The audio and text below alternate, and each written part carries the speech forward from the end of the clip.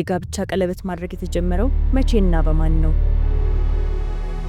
ባልና ሚስት ሲጋቡ ቀለበት አድርጉ የሚል ትዕዛዝ አለ? ለምን በግራ እጅ አራተኛ ጣት ላይ ይደረጋል? መጽሐፍ ቅዱስ ባልና ሚስት ሲጋቡ ቀለበት እንዲለዋወጡ ያዛል? እስኪ ቆም ብለን እንጠይቅ። የጋብቻ ቀለበት ማድረግ የተጀመረው መቼና በማን ነው? ሰላም ጤና ይስጥልን ውድ የቻናላችን ቤተሰቦች፣ ዛሬ ይዘንላችሁ የመጣነው ርዕስ ብዙ ጊዜ የሚጠየቅ፣ አንዳንዶችን የሚያምታታ፣ አንዳንዶች ደግሞ የማይፈረንጅ ባህል ነው የሚያስብል ጉዳይ ነው። ስለ ጋብቻ ቀለበት።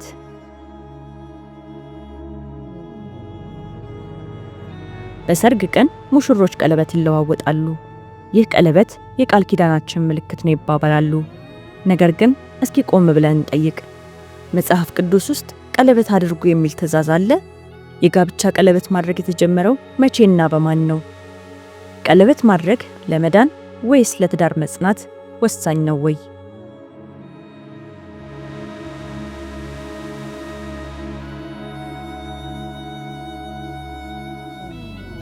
ለእነዚህ ጥያቄዎች መልስ ለማግኘት ከዘፍጥረት እስከ ራእይ እንዲሁም የቤተ ክርስቲያን ታሪክን አብረን እንፈትሻለን።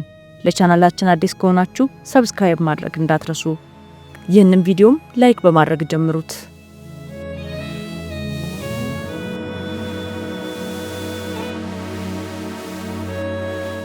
መጽሐፍ ቅዱስ ባልና ሚስት ሲጋቡ ቀለበት እንዲለዋወጡ ያዛል? መልሱ አይደለም ነው። በብሉይ ኪዳንም ሆነ በአዲስ ኪዳን ባል ለሚስቱ ቀለበት ያደርግላት የሚል ሕግ የለም። የአብርሃም ልጅ ይስሐቅ ርብቃን ሲያገባት ቀለበት አላሰረላትም። ይልቁንም የጆሮ ጌጥና አምባር ነው የሰጣት። ዘፍጥረት 24 ላይ ታሪኩን ተመልከቱት። ያዕቆብ ራሔልን ሲያገባ፣ ቦዔዝ ሩትን ሲያገባ ቀለበት የማሰር ስርዓት አልነበረም። ታዲያ ይህ ስርዓት ከየት መጣ? መጽሐፍ ቅዱሳዊ ካልሆነ ኃጢአት ነው ማለት ነው?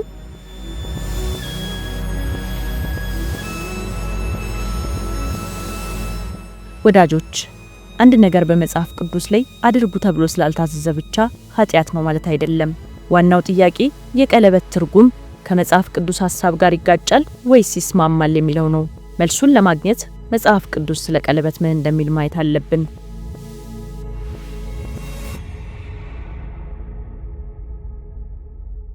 ምንም እንኳ ለጋብቻ ተብሎ ባይጠቀስም ቀለበት በመጽሐፍ ቅዱስ ውስጥ ለሶስት ትላልቅ ዓላማዎች ውሏል። እነዚህም የዛሬውን የጋብቻ ቀለበት ትርጉም የሚደግፉ ናቸው። አንደኛ፣ የስልጣንና የክብር ምልክት ነው። በዘፍጥረት ምዕራፍ 41 ከቁጥር 42 ላይ ፈርዖን ዮሴፍን በግብጽ ምድር ሁሉ ላይ ሲሾመው ቀለበቱን ከእጁ አውልቆ በዮሴፍ እጅ ላይ ያደረገው ይላል።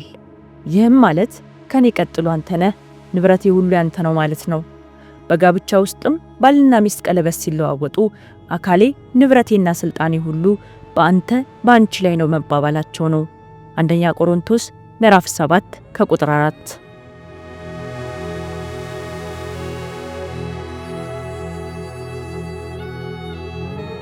ሁለተኛ፣ የልጅነትና የፍቅር ምልክት ነው።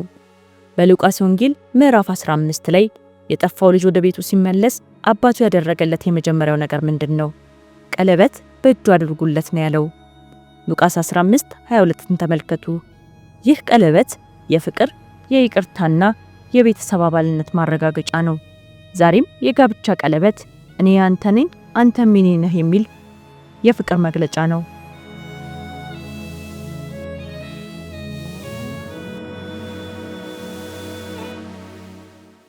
ሶስተኛ፣ የማህተም ወይም የኪዳን ምልክት ነው። በድሮ ጊዜ ፊርማ አልነበረም።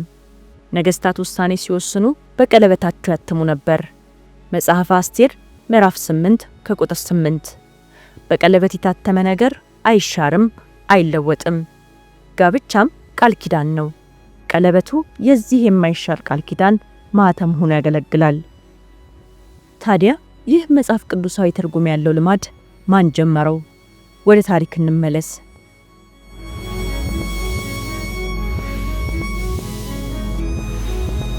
አንደኛ፣ ግብፃውያን ናቸው ተብሎ ይታሰባል። የጋብቻ ቀለበትን የጀመሩት ጥንታዊ ግብፃውያን እንደሆኑ ታሪክ ይነግረናል። ለነሱ ክብ መጀመሪያና መጨረሻ የሌለው የዘላለም ምልክት ነው። ጋብቻም ሞት እንጂ ሌላ ነገር የማይለየው ዘላለማዊ ጥምረት እንዲሆን ይመኙ ስለነበር ቀለበት ይጠቀሙ ነበር።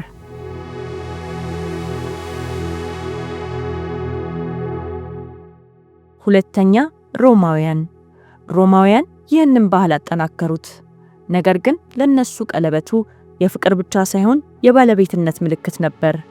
ሴቲቱ የዚያ ወንድ ሕጋዊ ሚስት መሆኗን ማረጋገጫ ነበር።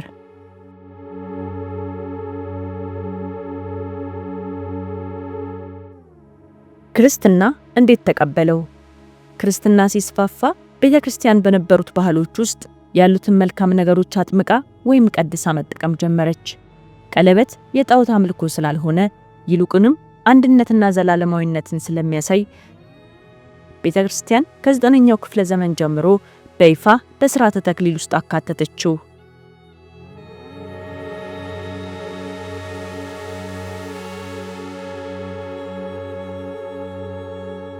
ለምን በግራ እጅ አራተኛ ጣት ላይ ይደረጋል? ይህ በጣም አስገራሚ ታሪክ አለው። ጥንት ግብፃውያንና ሮማውያን ከግራ እጅ አራተኛ ጣት ተነስቶ በቀጥታ ወደ ልብ የሚሄድ የደም ስር አለ ብለው ያምኑ ነበር። ስሙንም የፍቅር ደም ስር ይሉት ነበር። ሳይንሱ ትክክል ላይሆን ይችላል፣ ነገር ግን መልእክቱ ደስ ይላል። ቀለበቱን እዚህኛው ጣት የሬሳ ስር ፍቅሬን በቀጥታ ከልቤ ጋር እያገናኘሁት ነው እንደማለት ነው።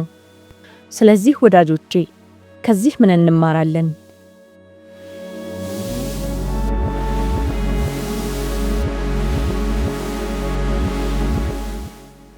ቀለበት ማሰር ግዴታ አይደለም።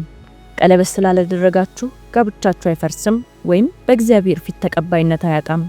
ጋብቻ የሚጸናው በልብ በሚደረግ ቃል ኪዳንና ታማኝነት ነው። ግን ጠቃሚ ምልክት ነው። ዓለም በዝሙት በተበላሸበት ዘመን ጣታችን ላይ ያለውን ቀለበት ለሌሎች እኔ ባለቤት አለኝ፣ ቃል ኪዳን አለኝ ብሎ የሚመሰክር ድምጽ የሌለው ሰባኪ ነው።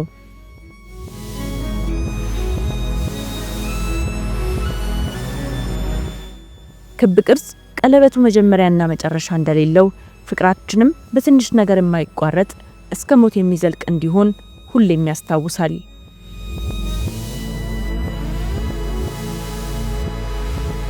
ወርቅ መሆኑ ደግሞ ትዳር እንደ ወርቅ በእሳት በፈተና ተፈትኖ የሚጠራ እንጂ የሚጠፋ እንዳልሆነ ያሳያል።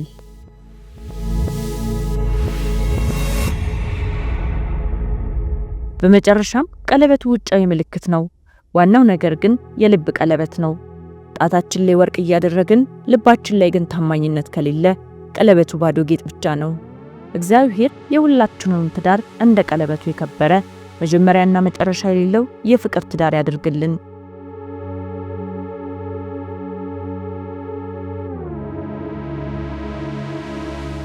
ይህ ቪዲዮ ጠቃሚ ሆኖ ካገኛችሁት ለወዳጆቻችሁ አጋሩ። ስለ ጋብቻ ቀለበት ያላችሁን ሐሳብ ወይም ልምድ ኮሜንት ላይ ጻፉልን። በሚቀጥለው ቪዲዮ እስከምንገናኝ ቸር ያቆየን።